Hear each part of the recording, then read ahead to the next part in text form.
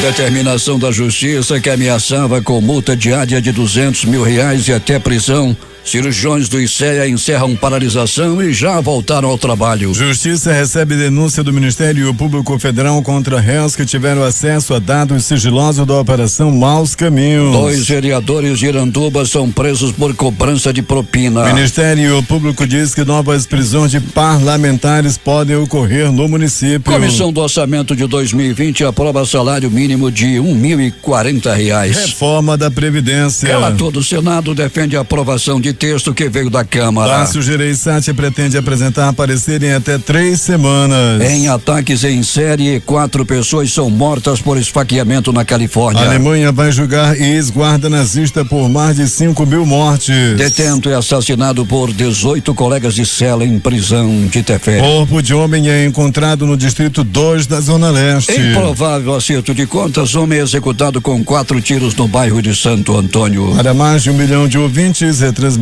por 23 emissoras de rádio e 20 serviços de som, mais de 60 anos no ar. O Jornal da Manhã começa agora. 5h49. Emissoras que retransmitem o Jornal da Manhã. Panorama FM em Itacoatiara. Rádio Web mais top no Careiro. Rádio FM Nova Beruri em Beruri. Alternativa em Alvarães. Boiúna em Boa Vista do Ramos. Nova FM Nova Olinda do Norte. Rio Madeiras de Manicoré. Palmeira FM Manacapuru. Nova Luz FM em Canutama. Rádio Godearte em Humaitá. Anamã FM de Anamã. Maran FM em Maran. Caboclo FM de Altazes. Urucará FM em Urucará. Comunitária de Urucurituba. Açaí FM em Codajás. Rádio Santo Antônio FM em Borba. Urucurituba FM em Urucuritiba. Tupã e eu e você em Boca do Acre. Tucumaré e Anuri FM em Anuri. Apuí FM em Apuí. Tucumã FM em Nova Aripuana. Rádio Alternativa Aldeia Tucuxi, distrito de Sampaio em Altazes. 5h49. Fiemachete. Você ouve aqui. Jornal da Manhã. Rádio Difusora. Previsão do tempo. Manaus amanhece com 25 graus de temperatura e a máxima não deve ultrapassar os 32 graus, mas ontem esbarrou nos 35 graus Celsius. O Climatempo fala que é de 90% a probabilidade de chover 10 milímetros. A umidade do ar é de 79%. Os ventos estão calmos com 10 km/h de velocidade. É sexta-feira, 9 de agosto. Chegamos aos 221 dias do ano. Faltam 144 para terminar 2019. É dia de São Fábio. Também é o Dia Nacional da Ecoterapia e o Dia Internacional dos Povos Indígenas. O Rio Negro desceu mais 6 centímetros. Seu nível em relação ao mar estava ontem em 27 metros e 90 centímetros. A vazante já chega a 1,52 m. São normais operações de pousos e decolagens nos aeroportos Eduardo Gomes e no Militar de Ponta Pelada. Fatos marcantes da história. Em 9 de agosto de 1997 morre o sociólogo Herbert de Souza, o Betinho, que nasceu em 1935 na cidade mineira de Bocaiúva. Com seus irmãos Renfel e Chico Mário, herdou a hemofilia e contraiu o vírus HIV em transfusão de sangue. Ele criou a Ação da Cidadania contra a Fome e a Miséria, liderando campanha nacional. 1998, o motoboy Francisco de Assis Pereira confessa ter estuprado e matado 9 mulheres. Ele escondia os corpos no Parque do Estado, na zona sul de São Paulo. 2001, indígenas de todo o mundo se reúnem na sede da ONU em Nova York para comemorar o Dia Internacional dos Povos Indígenas. 5h51 em Manaus. Local. Sejam bem-vindos ao Jornal da Manhã. Bom dia, Eduardo. Bom dia, Paulo. Bom dia ao sonoplasta Itamar Jardina. O palco do anfiteatro do Parque Municipal do Mindu, no Parque 10, voltará a receber a partir de domingo o projeto Música no Parque. Com a apresentação do grupo Afrobossa e Sardinha, o evento tem início às 9 horas. O evento fará uma homenagem aos pais com participações de artistas convidados. Os frequentadores do espaço também poderão conferir uma apresentação teatral e uma edição especial da Feira Bazar do Dia dos Pais, reunindo artesãos e expositores dos mais diversos segmentos do sábado e no domingo. Nesse sábado, os pais poderão participar também de uma sessão de yoga especial de 8 às 9 horas na Praça da Paz. O Café Regional do Mindu, no Chapéu de Palha, estará oferecendo uma manhã especial neste fim de semana. Alberto Pellegrini, bom dia. Bom dia Paulo Guerra, bom dia Eduardo Silva, bom dia Itamar Jardina, bom dia você ouvinte do Jornal da Manhã. Pois é, Pellegrini, temos esta programação especial no parque, no palco do Anfiteatro do Parque Municipal do Mindu para você, no Dia dos Pais, no próximo domingo, Pelegrini. Ah, sem dúvida nenhuma, Paulo. Os pais já estão aí, né, ansiosos para receber, ter essa programação bacana para ele, muito boa, e os presentes já tradicionais, né, a camisa, ou a meia, ou a cueca, ou aquela xícara dizendo melhor papai do mundo. Pois é, Pelegrini, e muitos já hoje pedindo, papai, me arranja um dinheiro para me comprar um presente para o senhor. É por aí, Pelegrini? Pois é, mais ou menos por aí, Paulo. Aí depois me vem com aquela xícara, né? Às vezes escolhe o pior retrato do pai para botar na tigela. Eu já tenho mais dois, Paulo. Pois é, Pelegrini, você já está quase com uma coleção, né, Pelegrini? Pois é, chega o Dia dos Pais, você já sabe, vai levar meia e também uma tigela. Pelegrini, e a movimentação nos pronto-socorros da cidade? Pois é, Paulo Guerra e ouvinte do Jornal da Manhã, Paulo, até que não foi tanta quanto foi diante de ontem para ontem, mas tivemos sim, Paulo, alguns eventos aí, principalmente por bala, né? As pessoas que deram entrada por tiro. Inclusive no 28 de agosto, uma pessoa ferida a bala logo após dar entrada naquela unidade de saúde, Paulo, veio a óbito, já chegou, né? Mais para lá do que para cá. Pronto-socorro João Lúcio também, com uma pessoa que deu entrada, vítima de agressão física, chegou em estado lamentável, Paulo, já mais para lá do que para cá também. E no pronto-socorro Platão Araújo, uma pessoa deu entrada vítima de tiro e outra também de agressão física. Pois é, Pelegrini, e a gente não pode agradar a todos. Eu ontem, por acaso, acessei através do celular aqui o grupo da rádio e vi um comentário de um ouvinte. Nós respeitamos os nossos ouvintes porque, afinal de contas, nós vivemos deles. E eles que dão a maior audiência à rádio e, naturalmente, nos sustentam. E claro que respeitamos a todos, mas também não podemos concordar com alguns comentários. Um ouvinte diz que o Pelegrini debocha das pessoas que morrem. E quem são as pessoas que morrem? Porque isso fere também as famílias. Pois é. É lamentável esse tipo de comentário, porque os noticiários, principalmente na televisão, são sensacionalistas. Se você assistir um jornal na televisão dessa área de polícia, principalmente com Datena, você nem vai em São Paulo, porque você tem a impressão, quando você chega no aeroporto, você é logo sequestrado. E a história não é bem por aí. O que acontece na realidade é que o Pelegrini tem um jeito dele de apresentar, ele conta a história. Tem um jeito de fazer e um jeito de contar, já dizia o Betinho. Agora, achar que debocha de quem morreu, nós estamos falando aqui de pessoas que morreram. Quando se morre por um acidente de trânsito, a gente lamenta muito. Agora, confronto com polícia, pessoal do tráfico e gente que comete delito, o Pelegrini tem um jeito dele de apresentar e de contar a história. E há de se respeitar o profissional também. Ele não está debochando de ninguém. E ele conta a história do jeito dele. Os bandidos é que não respeitam suas famílias, porque saem de casa para matar, para fazer mal às pessoas, para assaltar, para enfrentar a polícia, e esquecem que tem filhos, tem mulher, tem mãe, tem irmãos, tem primos, tem os parentes deles que nada tem a ver com a vida deles. Eles que não respeitam as suas famílias. Essa é a história que é diferente. Aqui fica o meu desagravo ao companheiro Pelegrini, que é o melhor repórter, um dos melhores repórteres da área policial do Brasil. E tenho dito, Pelegrini. Obrigado, Paulo Guerra, muito obrigado, Paulo, obrigado a você, obrigado aos nossos milhares de ouvintes aí que gostam do nosso trabalho, aquele que não gosta também, aquele bom dia, a gente respeita. Paulo Guerra, passou um cabra por aqui que fez milagre, fez nego se levantar e não agradou todo mundo, não vai ser o Pelegrini que vai agradar todo mundo.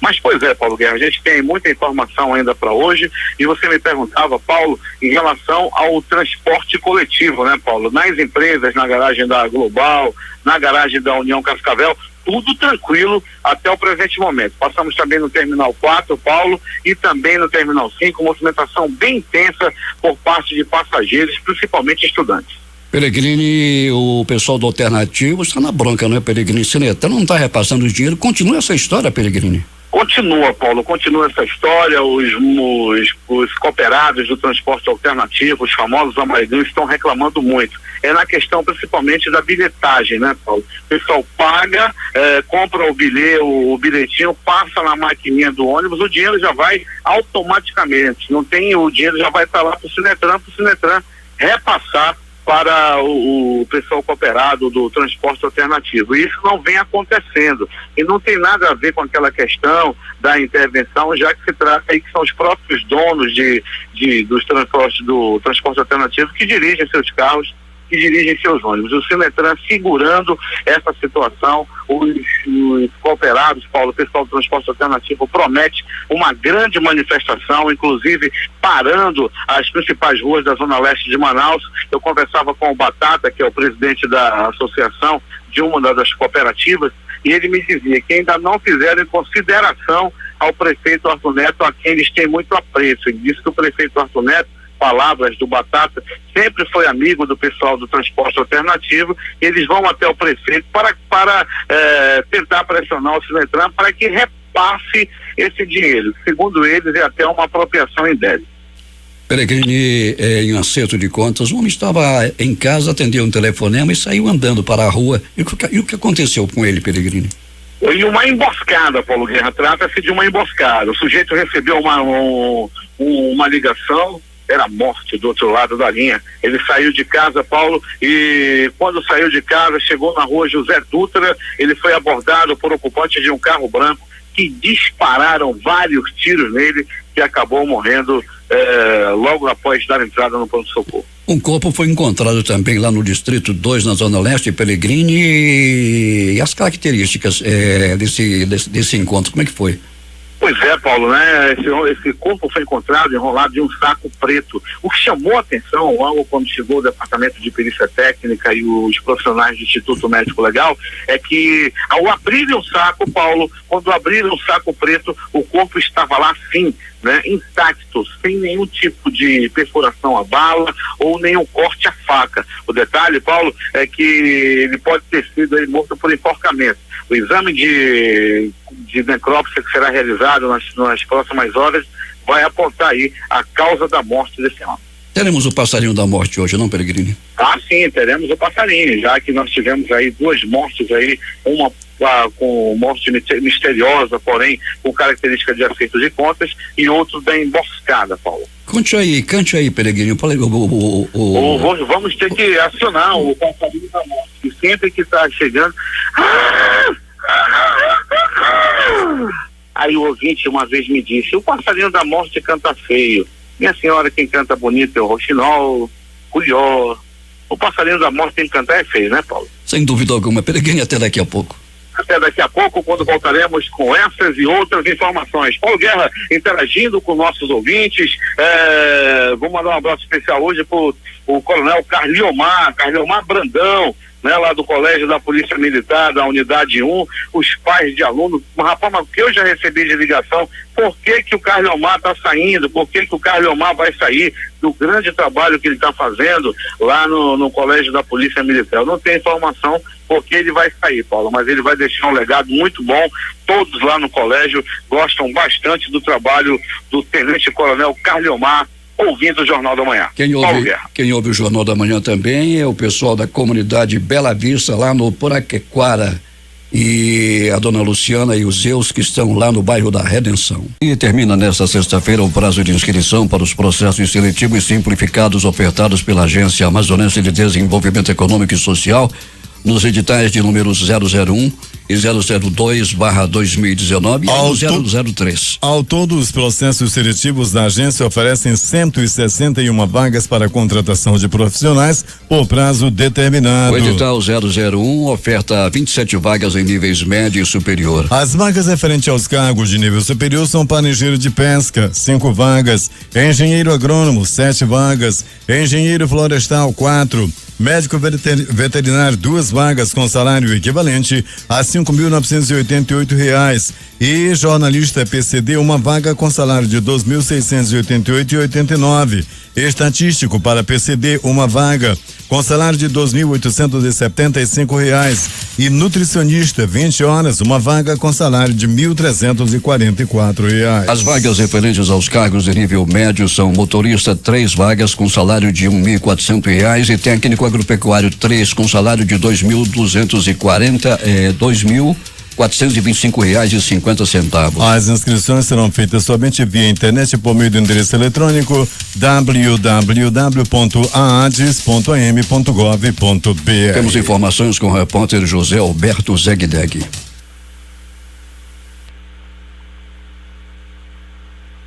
Caiu a ligação? 6h05 em Manaus. Zegdeg. Oi. Muito bem, Paulo Guerra. Antes da matéria, Paulo, eu quero enaltecer aqui o seu apoio ao nosso amigo Pellegrini e assino junto a justa moção de melhor repórter de polícia do rádio e jornalismo. Um abraço aí, nosso amigo Pellegrini, e todo o nosso apoio a esse grande repórter. A administração municipal inicia a entrega de ajuda humanitária disponibilizada pelo governo do estado às famílias afetadas pela enchente que foram previamente cadastradas pela Defesa Civil do município. Dentre os itens entregues estão cestas básicas, kits de higiene, redes, lençóis, itens de limpeza, colchões, travesseiros e purificadores de água do projeto Salta Z, que serão instalados na zona rural de Manacapuru. A romaria da equipe de entrega começou aqui na cidade, mais precisamente no ginásio Geraldo D'Angelo, Geraldão, e se estenderá a toda a zona rural, começando pela Costa do Pesqueiro, onde atendeu as comunidades Nossa Senhora do Perpétuo Socorro, Nossa Senhora de Guadalupe, Nossa Senhora de Fátima e Apóstolo Paulo, contemplando assim os moradores daquelas localidades. Ao longo da semana, a equipe da administração municipal estará levando a ajuda às demais comunidades rurais. O prefeito Beto D'Angelo agradeceu ao governador Wilson Lima pela parceria e apoio ao município. Beto disse que esta ajuda humanitária chega para que possa atender as famílias afetadas pela enchente, tanto na zona urbana como na zona rural, e assim amenizar os transtornos causados por este fenômeno da natureza que todos os anos desola as famílias que moram em áreas baixas e alagadiças e área de várzea. Bem, Paulo, quem está na escuta do Jornal da Manhã é nosso amigo Jeca Solimões, sonoplasta da Rádio Palmeira FM, que retransmite este noticioso todas as manhãs. De Manacapuru, Zegdeg para o Jornal da Manhã. 6h07 em Manaus. Com oferta de 90 vagas de ensino médio técnico, as inscrições do concurso para o Corpo Auxiliar de Praças da Marinha seguem até o dia 16 de agosto. As vagas são destinadas a candidatos com 18 e menos de 25 anos no dia 1º de janeiro de 2020. As inscrições devem ser feitas neste site: www.ingressodamarinha.mar.mil.br. A taxa de inscrição é de R$75 e há possibilidade de solicitação de isenção. Aproximadamente 500 veículos serão leiloados pelo Departamento Estadual de Trânsito do Amazonas no próximo dia 17. São 83 carros e 419 motos que foram recolhidos ao pátio do órgão há mais de 60 dias e não foram retirados pelos proprietários, conforme prevê a resolução 623/2016. O leilão será realizado em 2 modalidades, presencial e online. Uma empresa de gases medicinais no Distrito Industrial, na zona sul de Manaus, foi interditada pela segunda vez pela Vigilância Sanitária Municipal Visa Manaus nesta quinta-feira. Segundo o órgão, o estabelecimento estava operando irregularmente e descumpria a interdição imposta previamente pela Prefeitura. A ação realizada em parceria com a Delegacia do Consumidor foi solicitada pelo Ministério Público do Amazonas. Durante a fiscalização, os agentes encontraram um cilindro com data de validade do teste vencida há 16 anos, além de outras infrações sanitárias. Entre as falhas identificadas no local estão a falta de garantia de qualidade no processo de envasamento e armazenamento dos gases industriais e medicinais fornecidos pela empresa para estabelecimentos comerciais e de saúde da capital. A ação, segundo a Visa, coloca em risco a saúde de pacientes e também dos trabalhadores que manuseiam os cilindros. 6h09.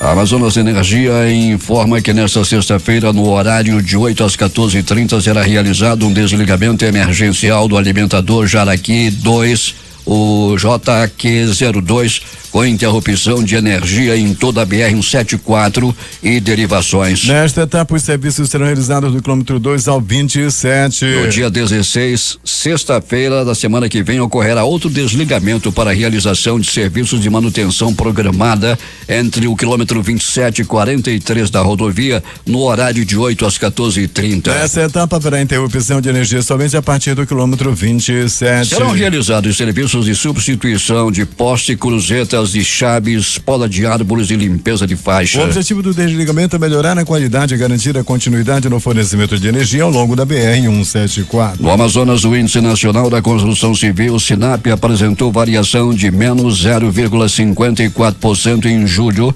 caindo 1,01 pontos percentuais em relação ao mês anterior, que foi de 0,47%. A variação anual em julho caiu para 1,43%, significando redução de 0,56 ponto percentual em relação ao registrado no mês anterior. Já a variação dos últimos 12 meses registrada em julho ficou em 57%, ou seja, 1,01 abaixo daquela registrada em junho, que foi de 6,71%. No Brasil, esse índice apresentou a variação de 0,68% em julho, queda de 0,33 pontos percentuais em relação ao mês anterior, que foi de 0,35%. Atendendo a uma solicitação da direção do Sindicato da Indústria da Construção Civil do Amazonas, a conselheira presidente do Tribunal de Contas do Estado, Yara Lins dos Santos, entregou no início da tarde de ontem o relatório com 80 obras paralisadas no Amazonas, que totalizam um montante de 836 milhões de reais. Os números repassados à entidade foram divulgados em abril deste ano pela Diretoria de Controle Externo de Obras Públicas e entregues em um relatório nacional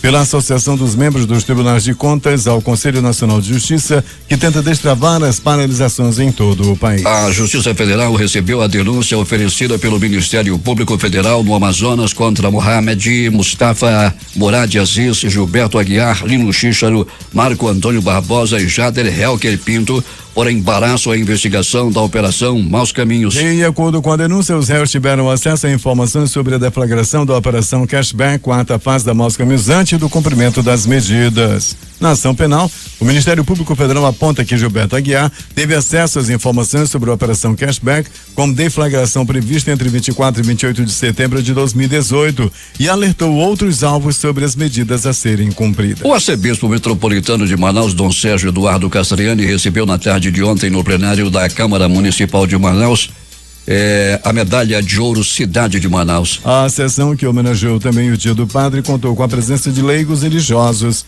e políticos. Além do arcebispo, mais 12 padres foram homenageados por terem grande representação na Arquidiocese de Manaus no trabalho missionário na Amazônia. Durante a sessão, o reitor do Seminário Arquidiocesano de São José, Padre Zenildo Lima, apresentou alguns passos que a igreja vem tomando a partir do Sínodo para a Amazônia. A medalha é forma de reconhecer os relevantes serviços prestados à cidade e o comprometimento e dedicação com a Amazônia e seu povo. 12 padres foram homenageados, entre eles o padre salesiano Justino Sarmento, único assessor indígena para o Sínodo para a Amazônia. A homenagem de autoria do vereador Elias Emanuel, do Partido da Social Democracia Brasileira, o PSDB. O evento também foi um momento para discutir os desafios da igreja a partir do Sínodo da Amazônia, que acontecerá no mês de outubro, lá no Vaticano. O deputado Serafim Correia, do PSB, disse que os poderes legislativo, executivo e judiciário têm necessidade de dialogar para que o Estado caiba dentro da própria receita. A afirmação foi feita na manhã de ontem, durante a palestra Separação dos Poderes, a necessidade dos diálogos constitucionais na Assembleia Legislativa. 2 vereadores de Iranduba são presos por cobrança de propina. O Ministério Público informou que novas prisões de parlamentares podem ocorrer no município. A reportagem é de J. Rai. Menos de 4 anos após as operações Cauxi e Dízimo, que levaram para a cadeia várias autoridades e empresários de Iranduba, o Grupo de Atuação Especial de Combate ao Crime Organizado do Ministério Público do Amazonas, GAECO, voltou ao município na manhã de ontem para uma nova missão. Com o auxílio da Polícia Civil, o Ministério Público Estadual deflagrou a Operação Avarítia, palavra palavra em latim equivalente a cobiça em português que apura suposta cobrança de propina na Câmara Municipal. Foram cumpridos em Iranduba e em Manaus 15 mandados de busca e apreensão e 15 de busca pessoal nas residências dos 13 parlamentares da casa. Entre os pertences apreendidos, segundo as informações, todos os aparelhos celulares dos edis. O GAECO também cumpriu 2 mandados de prisão temporária contra os vereadores Kellyson Diebe, do PMDB, residente na comunidade Serra Baixa, e Jackson Pinheiro, que mora em Cacaupireira. Na coletiva de imprensa, o coordenador da Operação Avarítia, procurador Cláudio Tanajura, afirmou que existem práticas de corrupção na Câmara Municipal de Iranduba. Tanto assim foi que um deles foi encontrado com uma arma de fogo e o outro estava tentando destruir provas. O que se observa é que o Poder Legislativo em Iranduba virou um verdadeiro balcão de negócios. Não havia qualquer respeito pelo interesse da sociedade. Havia apenas a necessidade de procurar o próprio interesse dos vereadores. Segundo o Ministério Público do Amazonas, a cobrança de propina na Câmara de Vereadores aqui do município começou a ser investigada no ano passado, mas a prática pode ter começado bem antes, movimentando até aqui entre 50 mil a 80 mil reais. A Procuradora-Geral de Justiça, Leda Albuquerque, também comentou sobre as investigações da Operação Avarítia. Inicialmente foram presos no dia de hoje 2 importantes atores envolvidos nessa organização criminosa, para nós os principais envolvidos em toda essa engrenagem criminosa, mas isso não obsta a futura decretação, se for o caso, o pedido de decretação de prisão para outros envolvidos. Não temos ainda um elo, né, dessa relação com o executivo, mas com certeza sim com o envolvimento de outros membros do Legislativo Municipal. O vereador licenciado Luiz Carlos Velho, do PT, que há mais de um ano está exercendo o cargo de secretário de Saúde de Iranduba, disse em nota que o mandado de busca e apreensão cumprido na casa dele no bairro Cidade Nova, aqui na sede do município, na manhã de ontem, foi referente a um processo de investigação de suposta compra de votos para a eleição da mesa diretora da Câmara em 1º de janeiro de 2017. Na ocasião,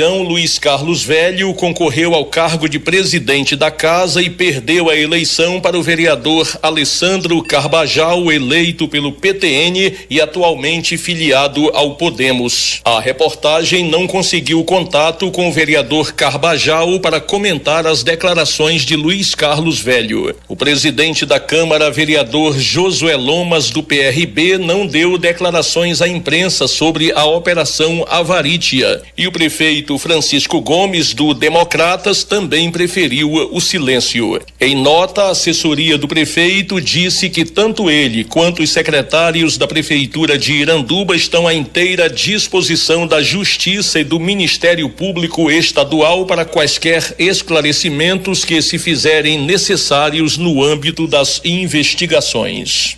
Para o Jornal da Manhã, J. Rai.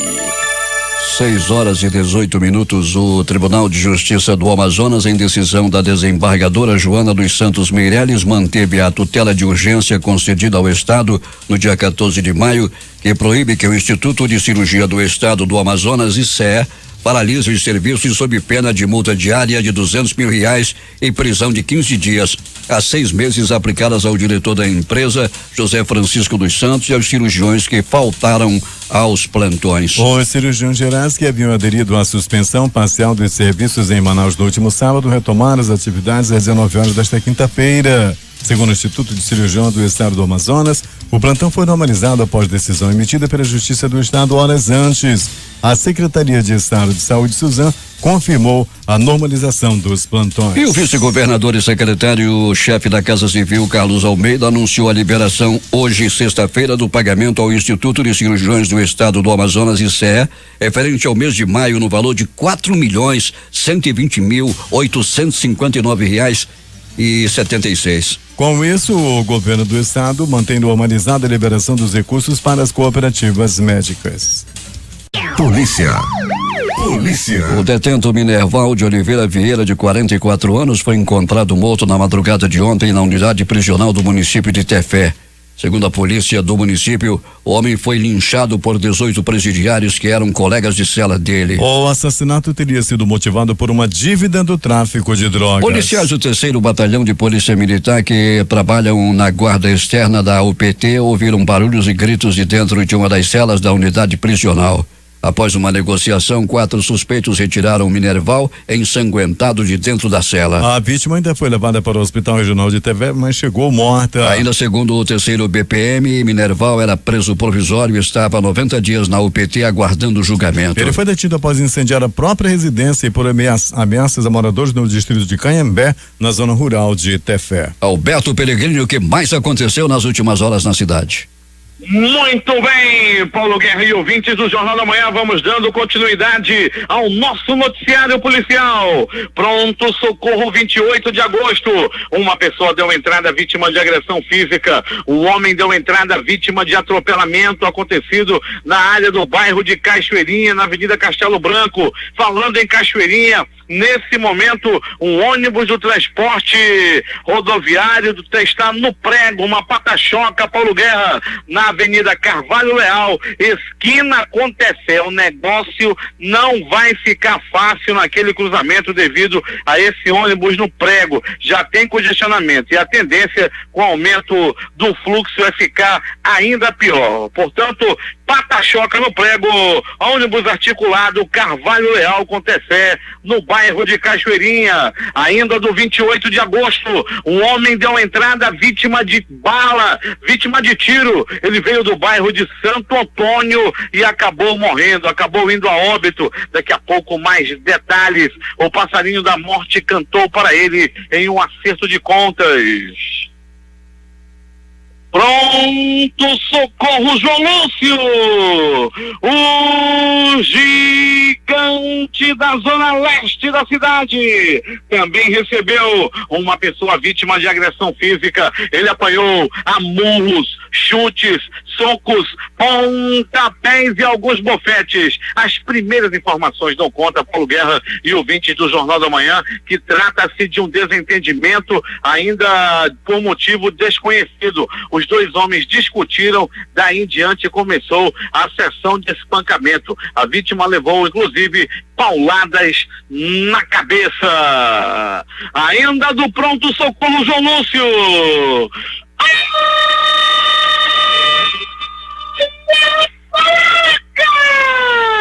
Olha a faca, olha a faca, olha a morte!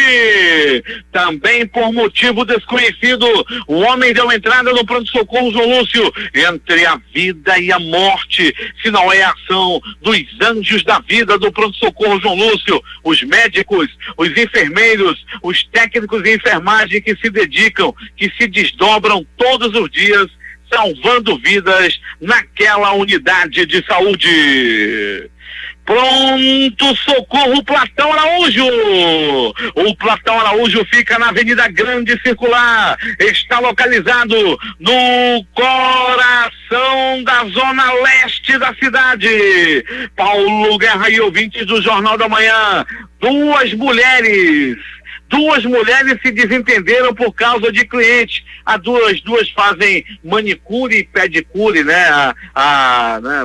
É delivery, elas vão até a casa ou até o estabelecimento dos clientes. Quando uma chegou na casa de um cliente, a outra já estava se aproximando. Rapaz, a peia comeu. Uma se armou com alicate de cortar a unha, fazer a unha lá, a outra com uma tesourinha, e por muito pouco não há uma tragédia. Uma delas ainda conseguiu riscar o braço da outra com alicate, que foi riscada, deu entrada no pronto-socorro Platão Araújo. Esses pacotes de economia, da subida do dólar, as bolsas de valores tem efeitos cascata, até chegar nas mulheres que fazem manicure na área da zona leste da cidade. Os clientes na área estão sendo disputados na base do alicate.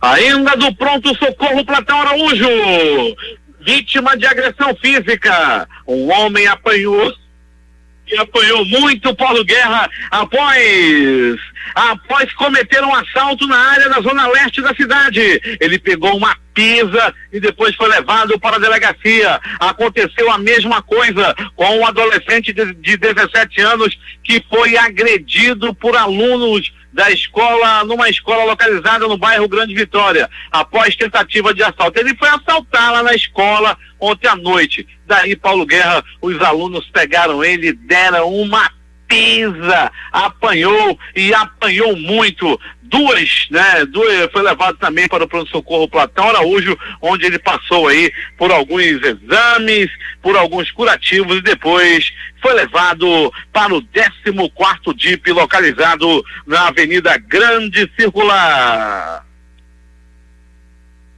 Ainda do pronto-socorro Platão Araújo, Paulo Guerra e ouvintes do Jornal da Manhã, uma briga por causa de cachorro, o pessoal está se desentendendo por tudo. Paulo Guerra e ouvintes do Jornal da Manhã, uma senhora cria um cachorro lá na área do bairro da Cidade Nova, cachorrinho bonito, rapaz, uma cadelinha na verdade, bem cuidada, tomada banho, cheirosa, com um lacinho no pescoço. Aí me aparece um vira-lata todo requenguelo, todo quebrado, cheio de pira, de pulga, passa pelo muro da vizinha e ó, arrocha na cachorra. Quando ela chegou, os dois estavam grudados. Ela foi até a casa do dono do cachorro velho, do vira-lata. Daí Paulo Guerra e ouvintes do Jornal da Manhã começou uma discussão. Daí veio o marido de uma e o filho da outra. E por pouco não acaba em tragédia. Um pegou uma faca, o outro estava com um teçado e quase iam se matando. Enquanto isso, o vira-lata estava lá só assistindo a briga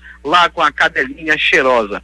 O cachorro foi colocado para fora e tudo foi parar na polícia por causa do namoro do cachorro vira-lata, pirento, requenguela com a cachorra cheirosa. A cadelinha cheirosa se derreteu de amor pelo vira-lata puguento. E com isso, Paulo, os donos dos cachorros vão agora responder por ameaça. Tanto um quanto o outro ameaçaram de morte. Estavam se ameaçando e por pouco não acaba em tragédia. Falando em tragédia agora, as notícias do Instituto Médico Legal. Saiba agora quem foi para a pedra nas últimas horas da cidade. E atenção, Paulo Guerra e ouvintes do Jornal da Manhã, atenção! Morte no bairro de Santo Antônio. A morte chegou de um carro branco no bairro de Santo Antônio e tudo aconteceu assim. Era a hora da novela. Tudo parecia tranquilo no bairro de Santo Antônio. Na novela, a Maria da Paz estava sendo enganada mais uma vez. O marido dela estava no quarto da filha, os dois estavam lá discutindo o relacionamento. A Maria da Paz está sendo passada para trás pela Jo. E daí, Paulo Guerra, nessa mesma hora, um carro branco rondava o bairro de São Raimundo.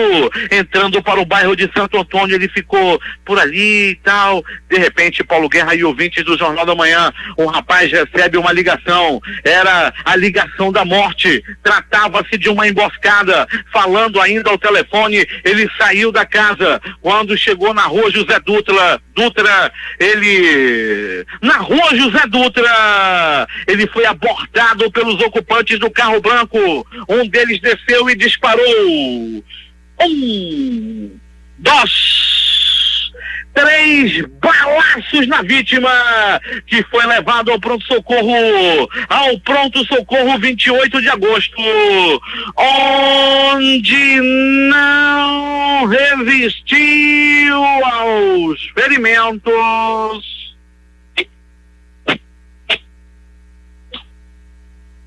e morreu. As primeiras investigações apontam de que o crime tem a ver com o acerto de contas devido ao tráfico de drogas. E atenção, um corpo foi encontrado na Avenida dos Oitis, no Distrito 2, aquela via que dá acesso ao bairro Nova Vitória. Paulo Guerra e ouvintes do Jornal da Manhã, não é a primeira vez que aparece corpo naquela via. E eu lembro da última vez que estive lá, de um cadeirante esquartejado naquela ocasião. Na noite de ontem, um corpo de um homem aparentando entre 25 e 30 anos foi encontrado enrolado em um saco plástico, um saco preto. Ele estava dentro do saco. A polícia, quando chegou, ficou lá resguardando o local. Daí chegou o departamento de perícia técnica científica e profissionais do Instituto Médico Legal, que na hora abriram o saco e deu para perceber naquele momento que não tinha marca de tiro, não tinha marca de faca. O homem deve ter sido assassinado por enforcamento. O corpo continua no Instituto Médico Legal e até o presente momento não foi identificado, não chegou ninguém para reclamar o corpo. A delegacia especializada em homicídios e sequestros esteve lá com uma equipe e ao comando, como sempre, do delegado titular da DHS, Dr. Paulo Martins, competente delegado que tem mais um caso a resolver, o crime do saco preto na Avenida dos Oitis, no Distrito Industrial. É um mistério, ele não foi morto a tiro, não foi morto a faca. Como foi que mataram esse homem lá na Avenida dos Oitis, no Distrito Industrial?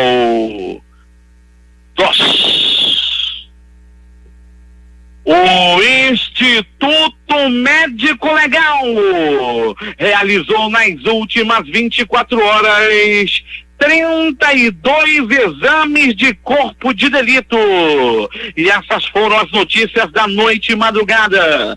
Noite e madrugada, onde o passarinho da morte cantou na cidade. O passarinho da morte chegou no bairro de Santo Antônio. O passarinho da morte chegou no Distrito 2.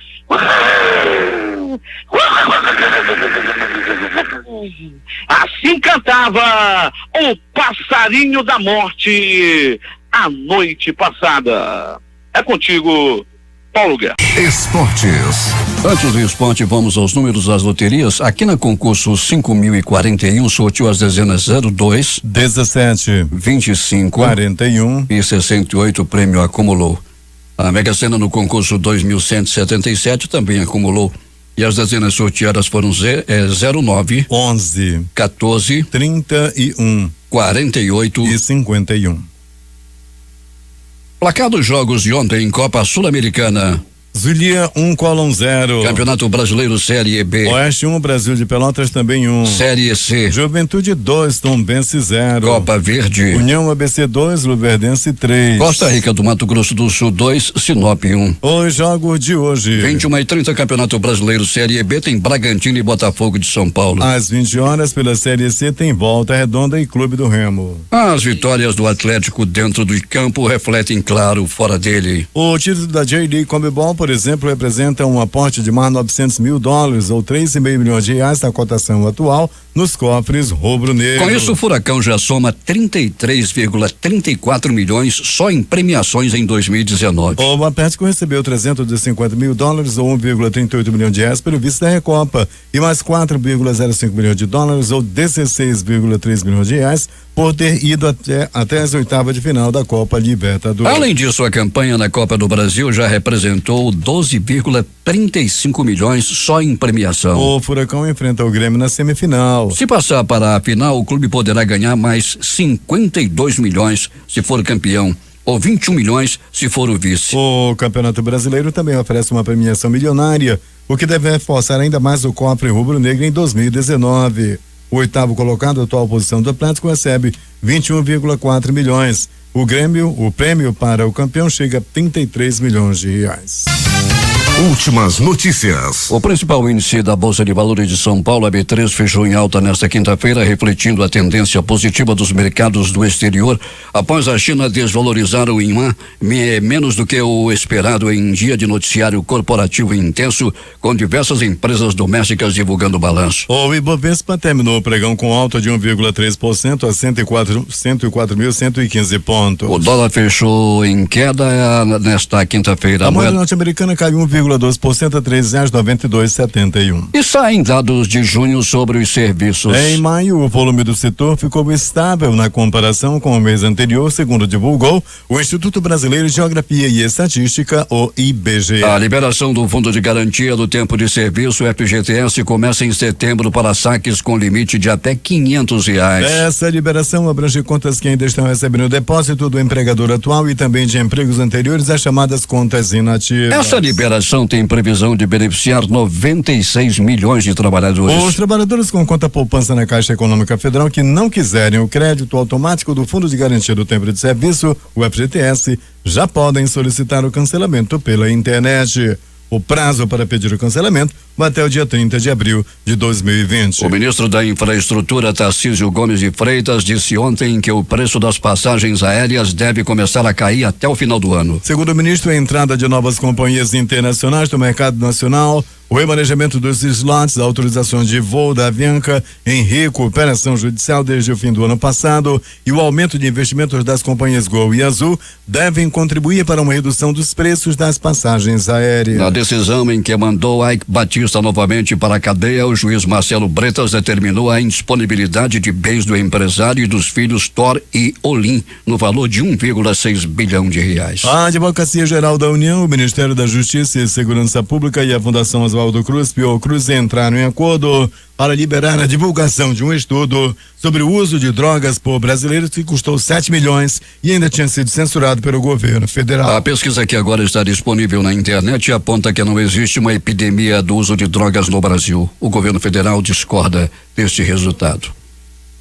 Por unanimidade, o Supremo rejeita a ação do PSL que pretendia facilitar a apreensão de menores. Partido de Jair Bolsonaro pretendia flexibilizar o Estatuto da Criança e do Adolescente para endurecer punições.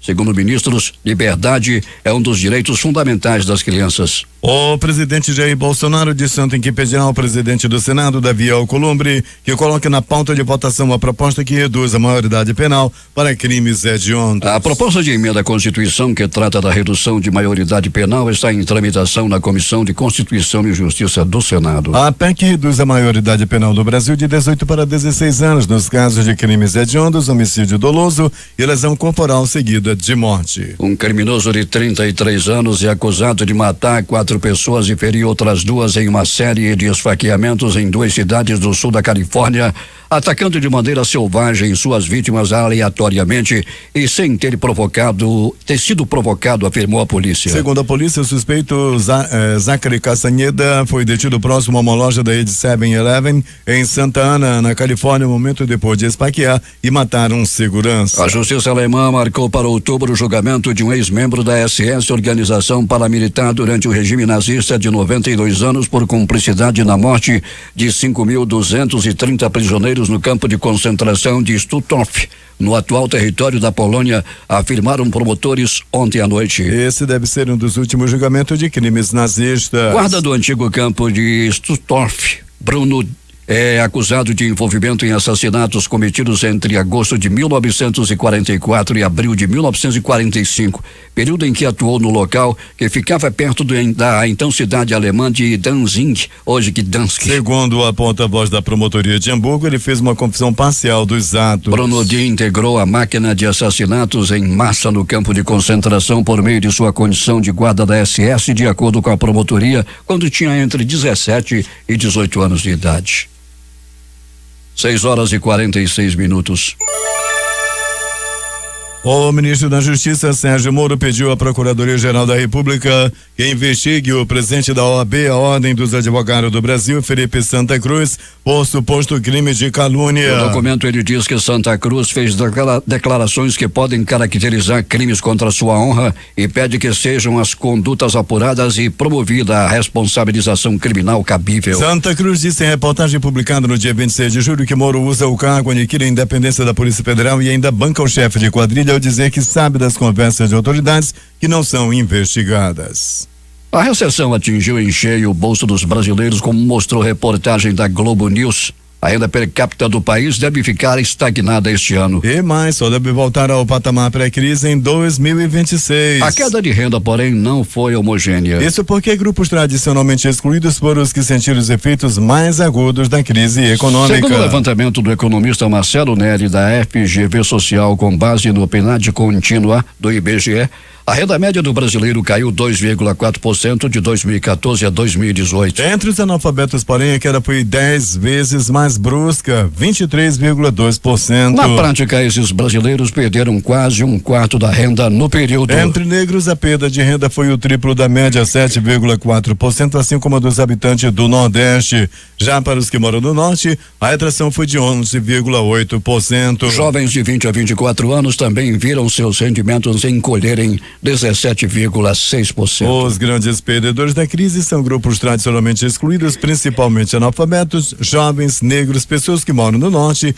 e no nordeste do país, afirma Neri. Aprovada pelos deputados em segundo turno na quarta-feira, a proposta da reforma da Previdência já foi entregue pelo presidente da Câmara, Rodrigo Maia, ao presidente do Senado, Davi Alcolumbre. Agora caberá a Tasso Gereissati apresentar um parecer à Comissão da Constituição e Justiça sobre a reforma. Ele pretende dar o parecer em 3 semanas. O relator da reforma da Previdência do Senado, o senador Tasso Gereissati, do PSDB do Ceará, defendeu que os senadores confirmem na casa, sem alterações, o mesmo texto aprovado pelos deputados. Uma mudança no mérito do texto faria com que a proposta tivesse que voltar para análise da Câmara. A Comissão Mista de Orçamento do Congresso Nacional aprovou com atraso o projeto da Lei de Diretrizes Orçamentárias LDO de 2020. Entre os pontos aprovados pelos integrantes do colegiado estão o reajuste do salário mínimo a partir do ano que vem para R$1.040 e a reserva de 3,7 bilhões de reais para o fundo eleitoral das eleições municipais de 2020. Para ter validade, o texto da LDO ainda tem de ser submetido à votação em uma sessão conjunta da Câmara e do Senado. Se for aprovado, será encaminhado ao Palácio do Planalto para sanção ou veto do presidente Jair Bolsonaro. 6h49 em Manaus. Destaque de capa dos principais jornais do país nesta sexta-feira.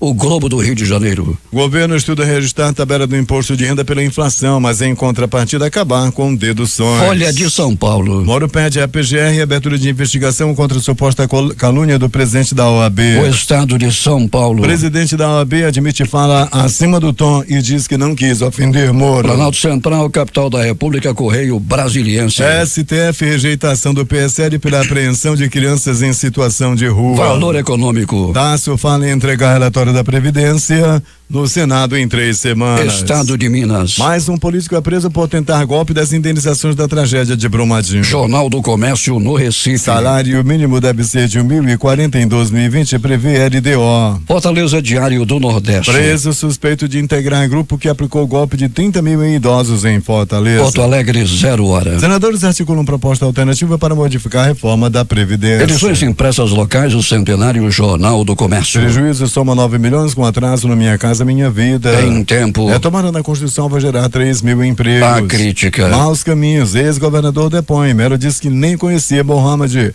Ex-governador chora, afirma que nunca esteve na presença de Mohamed Mustafa e que não sabia de esquema de desvio. Estas foram as principais notícias de ontem, as primeiras de hoje. Termina aqui o Jornal da Manhã. Participaram dessa edição reportagens José Alberto Zegdeg, J. Rai e Alberto Peregrini. A operação de áudio de Itamar Jardina e Hamilton Cabral. Apresentação Eduardo Silva e Paulo Guerra. Próxima edição amanhã às 5h45.